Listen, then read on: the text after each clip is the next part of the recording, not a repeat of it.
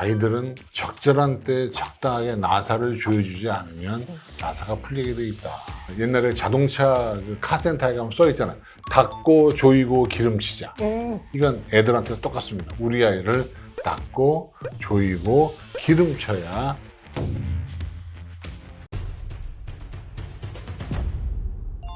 대기자 TV.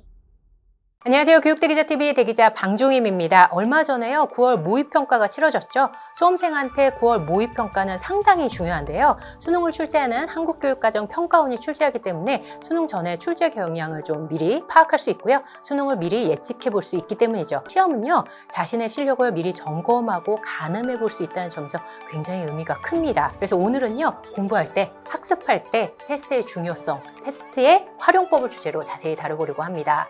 공교육과 사교육에서요, 다양한 시험 문제를 두루 출제하고 대비법을 널리 설파하신 분, 자타공인 교육계에 살아있는 전설분 모시고 말씀 나눠볼게요. 반갑습니다. 이만기입니다. 살아있는 전설은 아니고요. 살아만 있습니다. 오늘 살아계시기 때문에 모신 걸로 하고요. 제가 앞에 간단히 소개해드린 대로 두루 공교육과 사교육에서 다양한 시험 문제를 출제하셨잖아요. 그 경험담을 좀 나눠주시면 감사하겠습니다. 제가 이제 고등학교 교사를 18년 정도 했어요. 그 학원 강사를 한 10년 정도 하는 가운데 9,000개의 문제를 만들었으니까. 수만 개 될 것 같아요. 수만 개는 아니고요. 2만 개 정도. 어쨌든 그래서 네네. 문제를 그래서 2만 만들어 개. 본 그 경험을 여러분에게 오늘 뭐 연관지어서 한번 설명을 드리겠는데 어쨌든 문제를 내는 과정 자체는 재밌습니다. 문제도 하나의 예술 작품이기 때문에 나름대로 심혈을 기울여서 만들었던 기억이 있습니다. 그러면 각각 나눠서요. 출제자 입장에서 시험 문제를 출제하는 입장과 학생 입장에서 시험은 어떤 의미가 있을까요? 약간 이제 차이가 있죠. 출제자의 입장은 내가 제대로 가르쳤는가에 대한 점검이고요. 내가 가르치는 수험생들이 얼마나 잘 이해했는지를 점검하는 것인데 학생의 입장에서는 그게 아니고 나의 실력을 테스트해서 다른 학생들에 대한 나의 경쟁력을 높이는 도구. 이렇게 보시면 돼요. 출제자 입장은 뭔가 점검이지만 학생의 입장에서는 점검 플러스 경쟁력 강화라고 하는 그런 두 가지 요소가 있습니다. 중간고사를 대비하는 차원에서 시험을 본격적으로 한번 아주 심층적으로 좀 다뤄보려고 합니다. 미리 주제를 받고 나서 고민했던 것은 아마 대학원 다닌 이래로 제가 교육학에 대한 공부를 다시 해본 건 아마 이게 수십 년 만에 처음이 아닌가 생각이 됩니다. 평가라고 하는 것은 사실은 우리가 병원에 가서 진료를 받는 과정과 똑같거든요. 의사한테 가면 의사가 물어보잖아요. 어떻게 아프십니까?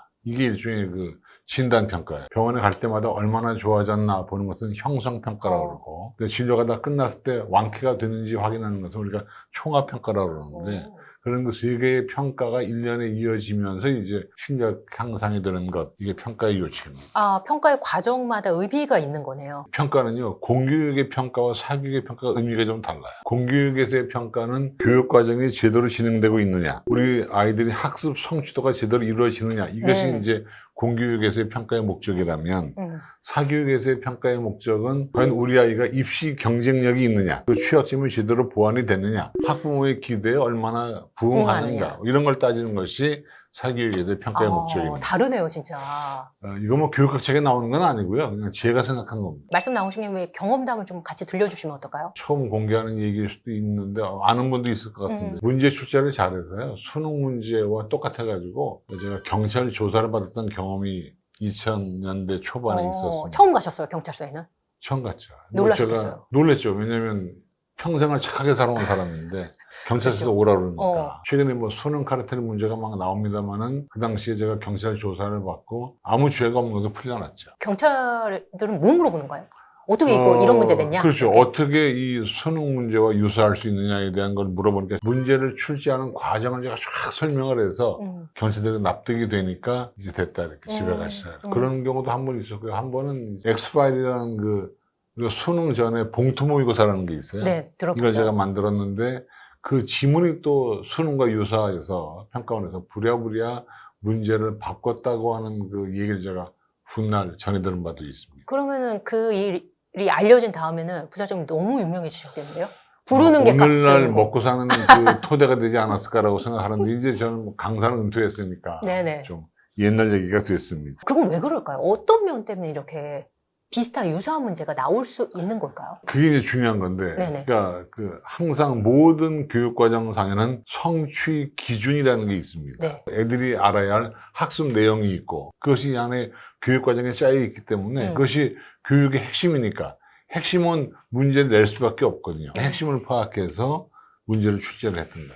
핵심을 보는 눈은 누구나 비슷할 수 있다. 선생님들은. 그렇죠. 그런데 이제 그것만 보면 안 돼요. 여러 가지 요소가 결합됩니다. 네네. 출제 교수가 누군지, 난도가 어떤지, 요즘의 경향이 어떠한지, 학문적인 추세, 아이들의 수준 이런 걸 여러 가지를 따져가지고 낼 수밖에 없으니까 문제라고 하는 것은 그야말로 교육의 예술적인 총체라고 해도 과언이 아닙니다. 그런데 지금 말씀해 주신 게 출제를 할 때 성취 기준이나 학습 내용을 본다. 그러면 학생 입장에서는 이거를 미리 역으로 생각해서 성취 기준이나 학습 내용 위주로 살펴보면 되겠네요. 출제자의 의도를 파악하기 위해. 그렇죠. 출제자가 그걸 낼 수밖에 없어요. 그러니까 정해져 있어요. 이걸 낼 수밖에 없고 이거를 풀 수밖에 없는 상황이기 때문에 네네. 그걸 파악하면 되기 때문에 우리가 평가의 목적을 흔히 얘기하면 평가의 목적은 우리가 교육에 대한 어떤 그 확인이잖아요. 교육은 행동을 변화시키는 거고 평가는 얼마나 변화했나 확인하는 확인하는 거기 때문에 확인하는 결과가 거의 똑같단 말이에요. 이 평가의 목적은 쉽게 말하면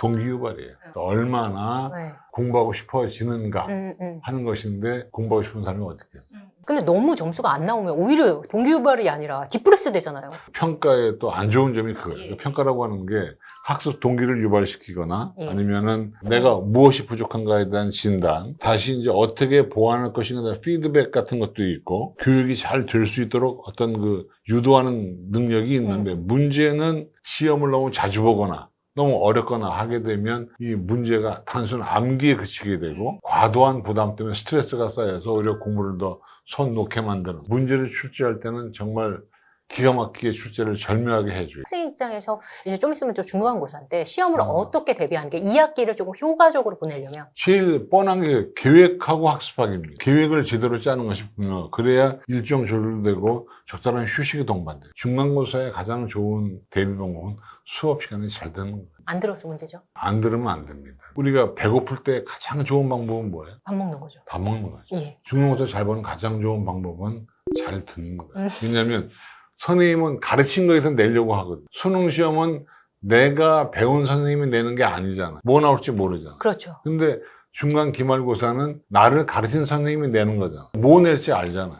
근데 만약에 뒷반 선생님이 다르면요. 그래도 책을 갖다가 가져와서 100개. 노하우 좀 들려주세요. 노하우가 몇 개 있어요. 첫째, 수업 시간에 잘 들어라. 두 번째, 다른 반 교과서를 빌려다가 체크하라. 더군다나 선생님들 나이를 볼 때 요즘은 약간 좀 차이가 있어요. 옛날에 저 때는 나이 먹은 선생님이 있고 젊은 선생님이 있으면 젊은 선생님들이 문제 내는 경우가 많아요. 그러면 특히 그 반 교과서를 열심히 봐라. 네 번째는 수업에 진도를 시험 범위까지 못 나가서 보강할 때가 있어요. 예. 무엇을 보강하는가를 보여야 돼. 아, 그거 위주로 봐야 돼요. 왜냐면 중요한 건 시험 문제 위주로. 안 냈으면 보강을 할 필요가 없거든요. 보강을 대충 하느냐 열심히 하느냐. 네. 열심히 하면 그 문제 나오는 거예요. 교무실에 A4용지가 붙어요. 시험 문제 출제 중 학생 출입 금지. 이거가 붙을 때가 문제 낼 때예요. 그때 선생님들 예민해 있어요. 교무실 앞에 서 있다가 질문하는 거예요. 선생님 이거 뭐예요? 물어보면 선생님이 시험 문제 낸 거는 길게 설명하려고 하는 거 습성이 있어요. 교사들은. 그래요? 네. 냈기 때문에. 음. 아니면 빨리 끝내려고 하는. 그러니까 이게 너무 빨리 끝나거나 너무 길게 설명이 진행되면 평소와 다르실 때. 이거 나온 거 아닌가? 이 생각이 들고. 공립학교인 경우는 네. 교수들이 전근 오잖아. 그러면 이분이 먼저 학교가 어디냐를 따져봐서 먼저 학교의 문제를 구해서 보는 것도 답인 거예요. 옛날에 제가 전국 모의고사를 내러 출제를 갔을 때 교사 시절입니다. 우리 학교 애들은 국어시험 문제 잘 봤어요. 왜? 문제 스타일이 이만기 스타일이거든.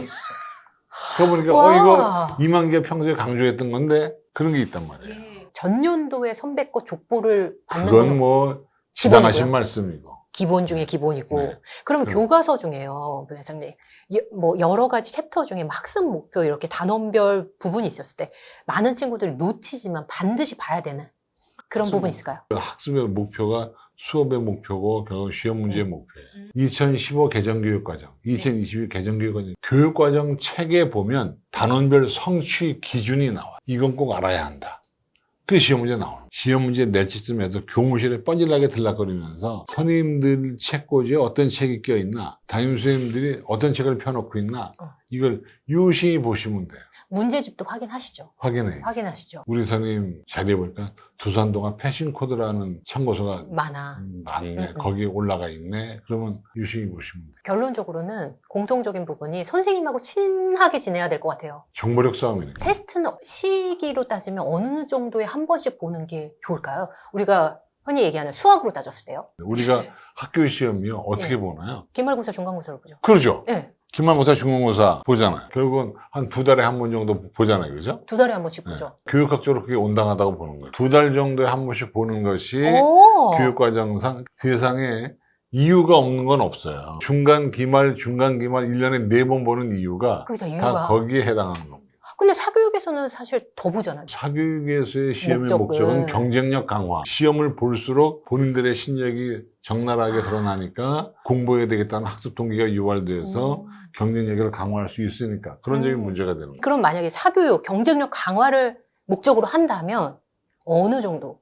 2달보다는 좀 작게 봐도 상관이 그죠. 없을까요? 경쟁력 강화를 예상한다면 시험은 많이 볼수록 좋은 겁니다. 근데 이제 요즘에 자유학기제다, 갭이어다 이래서 중학교 1학년들 시험 안 보고 그러니까 네네. 점점 성적이 떨어지게 떨어지고. 되고 초등학교인 경우는 더더군다나 더더욱. 시험을 안 보니까 애들이 공부를 하죠. 저희들이 잘할 때 옛날에 전 근대적인 시대는 주례고사가 있고 또 쪽지 시험도 있고 네. 매일 시험도 있고 그때는 뭐 시험과 함께하는 인생이었기 때문에 공부 열심히 했던 것 같아요. 고등학교 때는 사실 자기의 실력을 전국 단위로 확인할 수 있는 시험들이 굉장히 많잖아요. 전국연합 학력평가 있고 평가원 모의평가도 있고 학업 성취도 평가도 있고 많잖아요. 초딩하고 중딩들은 놀아라 그래가지고 시험을 잘 안 보죠. 예, 초등 때는 아예 거의 시험이 없는 데다가 또 중학교 같은 경우에는 시험이 있지만 절대평가로 이루어지기 때문에 정확한 전국 단위에서 어느 정도 내가 실력이 어느 정도 있는지 이걸 정확하게 체크를 하기 어렵기 때문에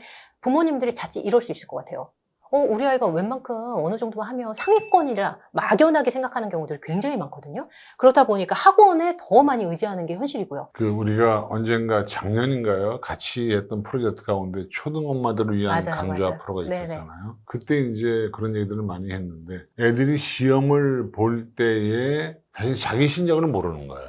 그런데다가 중학교 절대평가다 보니까 아니 중학교 때 5레이 받았던 애가 왜 고등학교 가서 4등급 나오냐 얘기 많이 하는데 A, B, C, D는 사실은 그건 비율에 따라 나오는 거기 때문에 5레이가 나와도 상대평가로 가면 이것이 등급이 나온단 말이에요. 그리고 지역마다 편차가 너무 심하고요. 시험은 그러니까 시골 학교나 도시학교, 학군지, 비학군지 이 차이가 많단 말이에요. 표준화된 시험이 있는 것이 낫겠다. 학원들도 많고 학교도 여러 가지 시험이 있지만 전 처음에 레테가 뭔지 몰라요.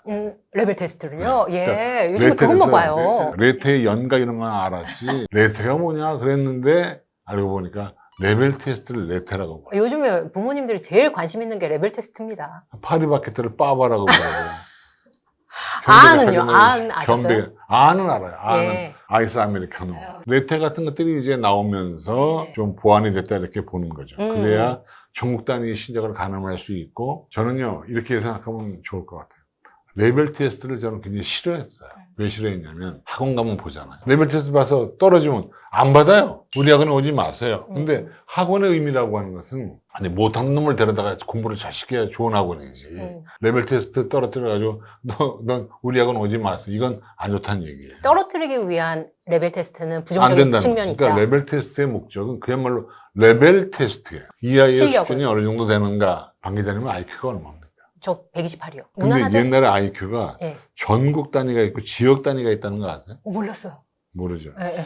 학생부 옛날에 가면 보시면 나옵니다. 어. 저는 IQ가 105예요. 부서중에 한 150 전국 되실 것 같아요. 지역은 98. 깜짝 놀랐습니다. 있을 수 없어요. 네. 어떻게 제가 되게 안 돼. 두 자리 그런 것처럼 이 실력은 전국 단위가 있고 지역 단위가 있어요. 내가 우리 동네에서 잘한다는 거하고 전국적으로 잘한다는 건 별개의 많이 문제예요. 다르죠. 레벨 테스트 또한 그렇게 좀 갈라주면 좋겠다는 생각을 제가 평소에 가지고 있었어요. 레벨 테스트의 의미를 짚어주셨는데요. 아까 말씀해 주시기는 시험에서 우리가 정확한 실력을 초중등 때 알기가 너무 어렵다. 이런 네. 부분을 짚어주셨잖아요. 그래서 이런 아쉬움을 좀 덜어주는 사실 프로그램이 있어서 부사장님과 제가 좀 오늘 알려보려고 하는데요. 대치동을 중심으로 전국 수학에서 성적 지표를 바탕으로 전국 레벨 테스트가 여기 들어간데 전국적인 레벨 테스트의 위치를 좀 알 수 있는 그런 프로그램이 있어서 알려드리려고 합니다. 온라인으로 치르는 그런 레벨 테스트를 통해서요. 학생의 객관적인 실력을 좀 측정할 수 있고 파악할 수 있는 부분을 도와주는 서비스인데요. 주간 단위로요. 이렇게 이루어지더라고요. 주간 단위로 테스트를 학생들이 이렇게 하면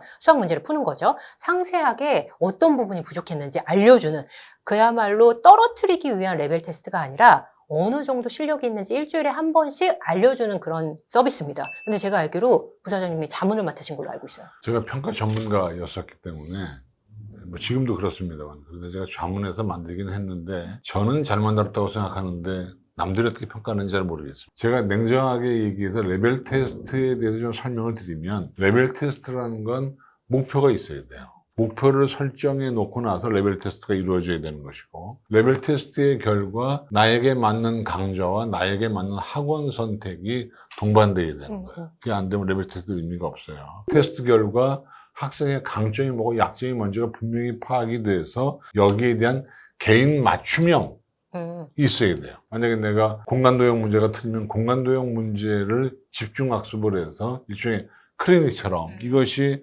수반되지 않으면 레벨 테스트의 의미가 없어요. 그런데다 또 레벨 테스트가 좋은 점은 뭐냐면 인터넷으로 처리가 되면 지방에서도 서울 지역의 레벨 테스트에 응시할 수 있는 이런 기회가 오기 때문에 결국은 이런 정기적인 레벨 테스트를 통해서 학습 효과를 얻을 수 있어요. 일종의 그 학습 경로에 대한 안내자, 점검자 이것이 이제 레벨 테스트라고 얘기할 수 있습니다. 저희도 지역에서 많은 분들이 보시거든요, 저희 채널을. 그런데 저희가 이거 전국 레테를 학원에 들어가기 위한 레벨 테스트의 목적으로 말씀드린 게 아니라 그냥 지역에서 학원 뭐 철새처럼 옮기려는 그 레벨 테스트의 의미가 아니잖아요.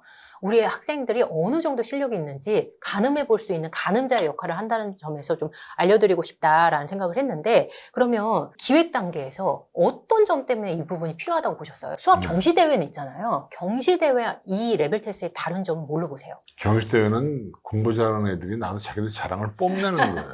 레벨 테스트는 그런 거와 관계없이 모든 실력의 아이들을 골고루 자기 수준에 맞게 실력 향상입니다. 경시대회는 뽐내는 대회지만 레벨 테스트는 내면의 실력을 쌓는 거기 때문에 약간의 차이가 있다고 봅니다. 근데 우리 애는 공부를 잘하지도 않고 수학을 보통 정도 하는데 전국 순위를 알고 싶잖아요. 알고 싶죠. 그래서 이제 만든 게 전국 레테라고 하는 거예요. 전국 레테는 그러면 어떤 친구들이 좀 활용하면 도움을 받을까요? 제일 좋은 건 대치동. 대치동. 얘기를 안 할 수 없는데 네네. 내가 예를 들어서 실력을 키우는데 대치동 아이들하고 내가 경쟁이 될까라고 하는 거.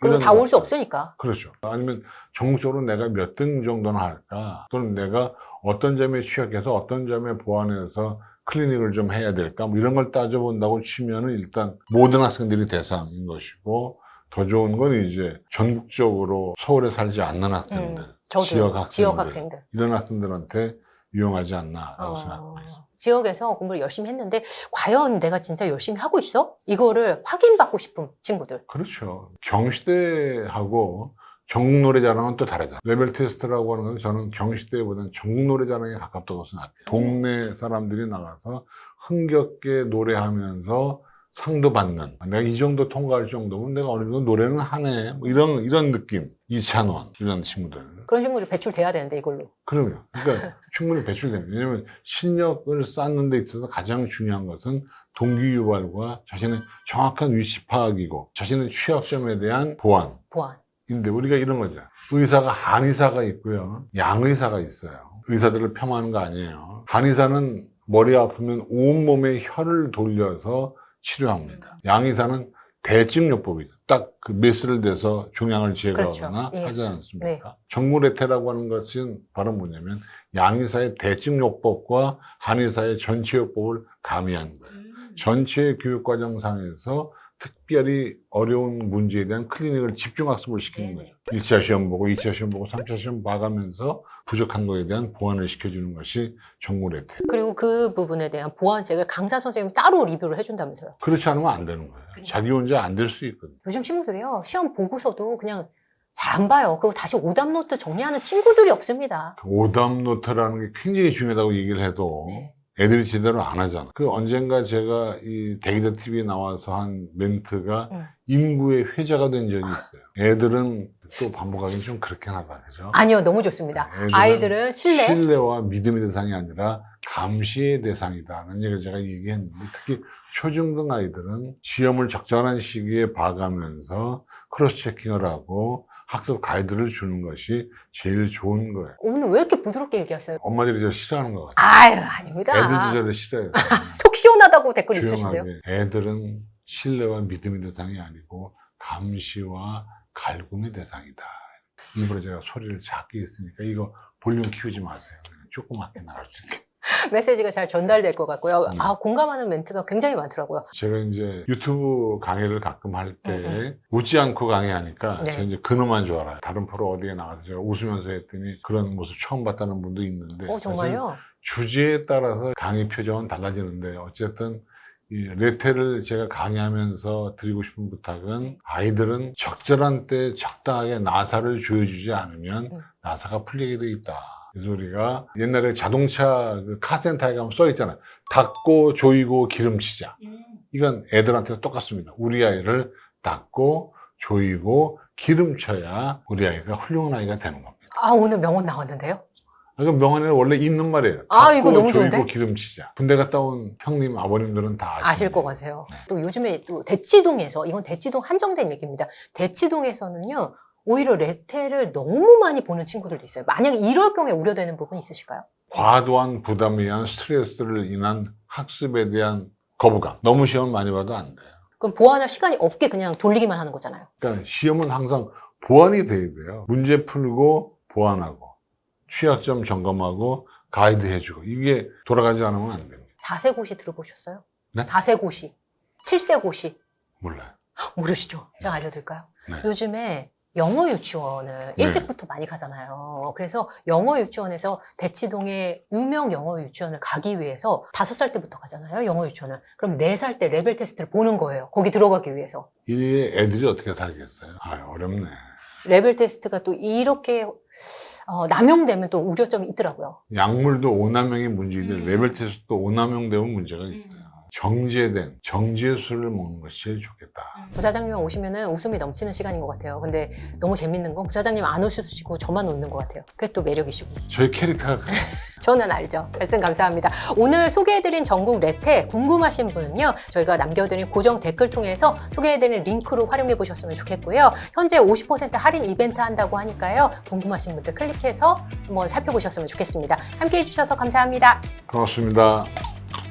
제가 늘 얘기하기를, 아이들은 감시와 신뢰 중에서 신뢰보다는 감시하는 대상이라고 제가 말씀을 드렸는데, 거기에 기본적으로 더 중요한 것은 격려하고 용기를 주는 것, 그리고 사랑을 베푸는 겁니다. 제가 늘 말씀드리지만 우리는 부모고, 부모는 아이를 낳았으면 책임을 져야 한다고 하는 것을 제가 다시 한번 여러분에게 강조하고 싶습니다. 오늘 너무 온화하게 말씀해 주셨네요, 부사장님.